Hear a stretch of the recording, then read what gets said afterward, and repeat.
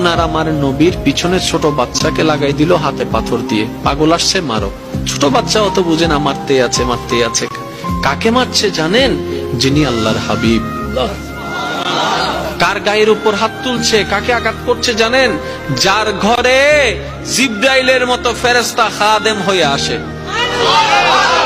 কাকে আঘাত করছে? যাকে আল্লাহ মেরাজের দুলা বানিয়েছেন, যিনি আদমেরও নবী, যাকে আদমের মতো নবী স্যালুট দেয়, মুসার মতো নবী স্যালুট দেয়, যাকে সমস্ত নবী ইমাম মেনে সামনে পাঠায়, সমস্ত নবীরা পিছনে দাঁড়ায়, ওই নবীকে আজকে তায়েফের মধ্যে আঘাত করা হচ্ছে।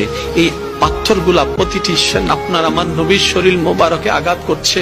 আপনার আমার নবী কোনো টাকা তো চাইতে যায় নাই, ধন তো চাইতে যায় নাই, সম্পদ তো চাইতে যায় নাই, তাদেরকে আগুন থেকে বাঁচানোর জন্য ওইখানে গিয়েছে। নবী তাদেরকে বাঁচানোর জন্য গিয়ে